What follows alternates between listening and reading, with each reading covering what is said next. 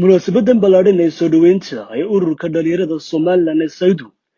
ee fadhigiisa ee waddanka Jarmalka oo munaasabada ballaaran ugu sameeyay waddanka Jarmalka fanaan halwad oo muddooyinka ugu dambeeyay ku sugnaa waddanka Jarmalka ayaa waxa ka soo qayb galay hoggaanka ururka dhalinyarada Somaliland ee Saydu mas'uuliyiinta jaaliyadda Somaliland ee fadhigoodu yahay waddanka Jarmalka iyo xubno ka socda laamaha xisbiyada Somaliland ee waddankan Jarmalka ugu waxaa munaasabadaasi ka hadlay gudoomiyaha ururka dhalinyarada Somaliland ee Saydu Xamse Cabdiraxmaan iyo gudoomiye xigeenka Cabdiraxmaan Faarax iyo weliba agaasimaha daladaasi Sayd Cali xiise kabari ayaa dhammaantoodba si ballaaran u sheegay inay soo dhaweynayaan fanaan Maxamuud Xuseen Halwad oo muddooyinkan ku sugnaa waddanka Jarmalka waxayna yiraahdeen ورانك اللي يجي هو الصومالي لاني توجلا لان هذا المكان شرف النوت هاي إن فراني تانا قوي أنا لكن النوت هذا شرف النوت وحلا جينا بكير يعطي مقعدة يتحدث الله شر ما هذا والله واحد من تدري مثلا هلا مكان يكسبوا في الدنيا تقول كده تكسبوا في الدنيا أنا وين شغلات نهاية أو شر ما في الدنيا سيارة كوسة الدنيا شر ما كده waxaan aad doonaya ku hadnaqo dalladii hawshan soo baxshay inkastoo dalladoo kaliya hayno niman badan gacanta ku lahaayeen السلام على رسول الله صلى الله عليه وسلم محمد علي الله سبحانه وتعالى عم يسوي كياي هذه محمد علي مرتبط كسر غير شيء يسولون كانوا مسلمين إنه هناك نوين محمد سيسو كملا الفنانين تقرأ كيووي تاريخ وين كله فكر جبرك السومالي بين أنتي سوى بن وين مسلوه محمد يتكلم مسلوه على الحفرة ومش عارف هالكين هالكون مسلوه لكن وقت بس كقبنا كوكا وحلو تاجر لين البرنو ونطلع كده بعد الصورة نوتك اسمه بن ولا بعد ما حد مسلوه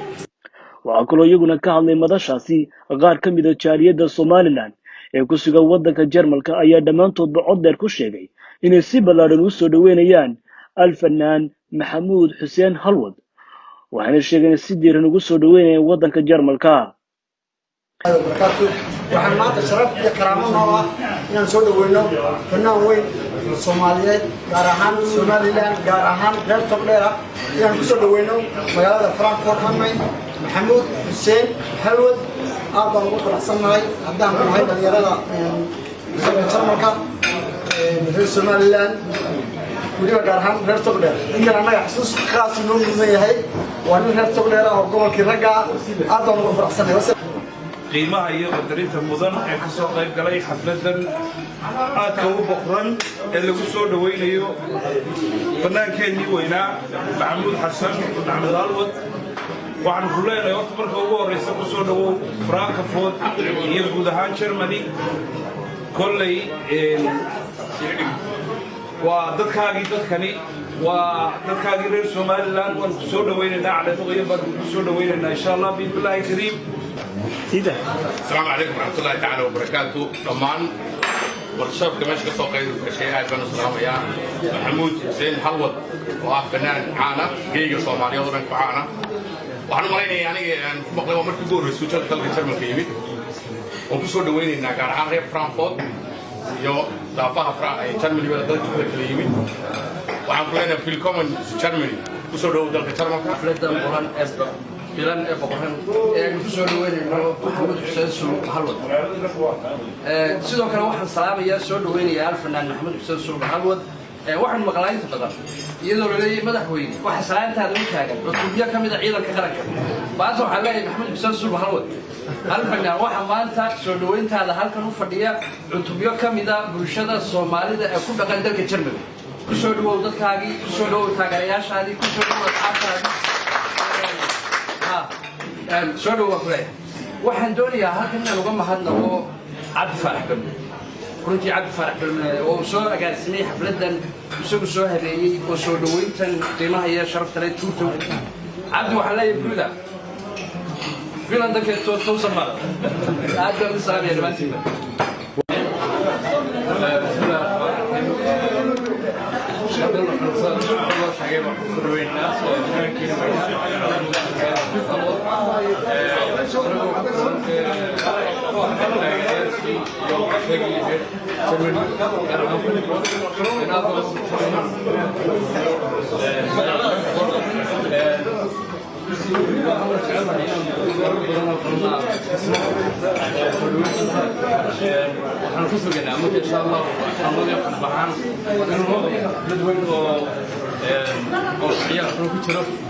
إن شاء الله ومدن وسكت موضوع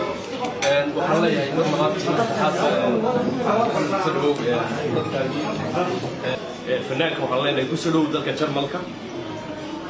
تنميت كبلارين إنه مقطعوا يرجع حيد اللي كرونها يود أبشر حالتي جاية وحيد إن ديتي بشر اللبنتي يقصلوا ويسو هل كي اللبنت بشر مدن الدكتور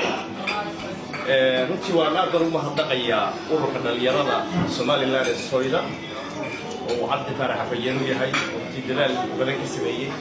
Sayid Ali kamid yahay abaasadorka dhalinyarada Shaaga Abdigiire gudoomiyaha jaaliyadda Ahmed Saalax xigeenkiisa oo fanaanada iyo kalluumaysiga aslaan malaynaya iyo musharaxiinta kale iyaguna doonayay inay jaaliyadda qabtaan aad baan iyagana leeyahay ku mahadsantiin dadaalka iyo ururka iyo sida uu qiimeystaan shirkadda cid magaca الفنان محمود حسين حلوت فنان غالي ويه يا لكورة يا هاي لكي ضمبي يلكي دحباه أنا هذا لا بنصف كده يلا هاي وفنان اللي يلا أدون سود وين يا فعلي هاي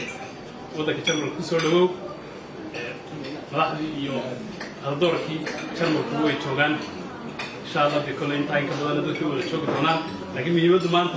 وين الدرمون نلعب سينو وده كيمي بعد كل مرة لبعض يوم استحب أنا أفكي دليل هذا والله يا سولو بسم الله الرحمن الرحيم السلام عليكم ورحمة الله وبركاته كلمات هنا ما يصدقين سبب سولو مسكين فلان كنوي حسين هود اللي يرى شر مقبول عن الدنيا سعادية آسيا شرف من المؤمنين شفته أيام نوصل وين حسين هود هو فنان أنا بقول له شو عن هايو وبعد يديه أنا خالص ما بوعي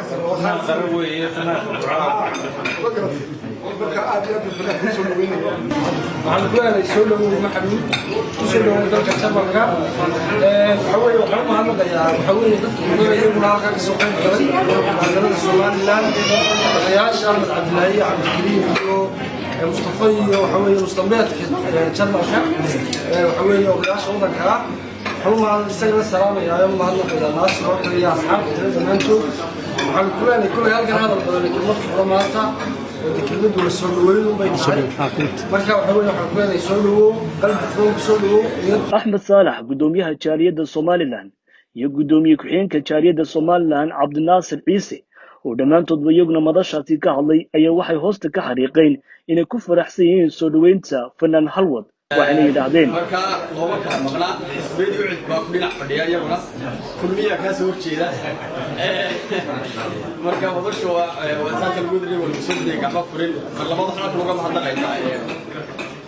عبد فاح واريت سواغتني حلين هي عبد فاح المدير كورك الغيرة ادم ما سيد المناسبه نوعا كلا يدو سواغتني والكو امرينا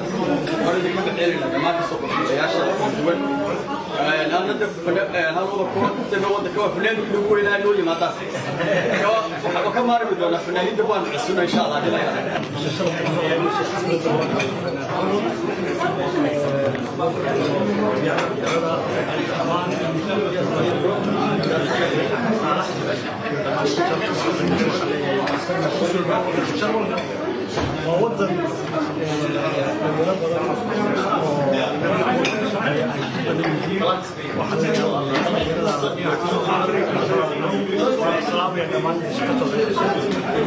waxaa sawir ugu dambeyn munaasabadaasi ka hadlay fanaan Maxamuud Xuseen Halwad ayaa waxa hoosta ka xariiqay si ballaaran ugu mahad celinayo dalada dhalinyarada Somaliland Youth Development Umbrella ee fadhiga ugu yahay wadanka Jarmalka marka hore Ilaahay baa mahadleh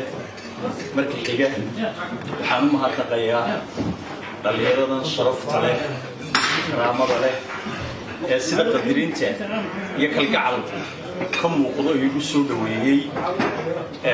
wadanka Jarmalka gaar ahaan magaalada Frankfurt